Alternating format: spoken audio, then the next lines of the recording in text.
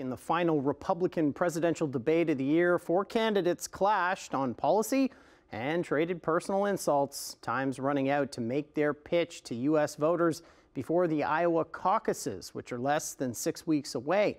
But with Donald Trump ahead by a long shot, candidates are playing catch-up. Nikki Haley at the center of a firestorm as Republican rivals sought to slow her rise Wednesday night during a heated final presidential debate of the year.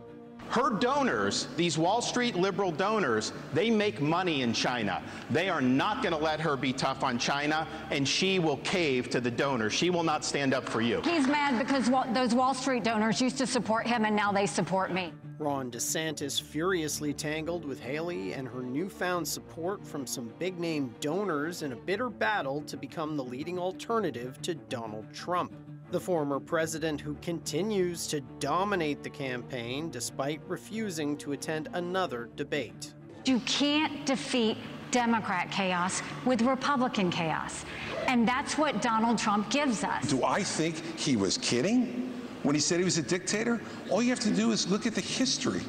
And that's why failing to speak out against him, making excuses for him, pretending that somehow he's a victim, empowers him. It is not a job for somebody that's pushing 80. We need somebody that's younger. We need somebody that's going to be able to go in there and clean house on day one and do it for 2 terms. 40 days before the first votes of the 2024 race are cast in the Iowa caucuses, the sparring among the contenders on stage in Alabama reached a new level of urgency and incivility, particularly between Chris Christie and Vivek Ramaswamy. This is the fourth debate that you would be voted in the first 20 minutes as the most obnoxious blowhard in America. So shut up for a minute. Chris, your version of foreign policy experience was closing a bridge from New Jersey to New York. Yeah. So do everybody a favor, just walk yourself off that stage, enjoy a nice meal, and get the hell out of this race. But it was the fiery exchanges between DeSantis and Haley that may have resonated the loudest. I am sick of Republicans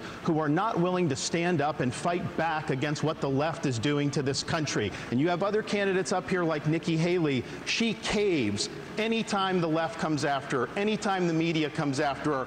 I actually said his Don't Say Gay bill didn't go far enough because it only talked about gender until the 3rd grade.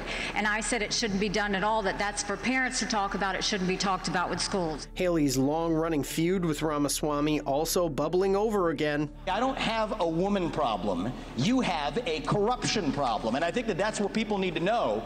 Nikki is corrupt. I've known her for 12 years, which is longer than he's even started to vote in a Republican primary.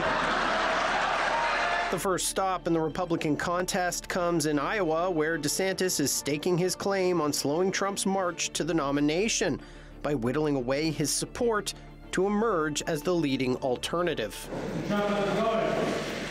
Well, I think it's going very well. Meanwhile, Trump spent the day in court, observing testimony in the New York Attorney General's ongoing civil fraud trial against him and his business.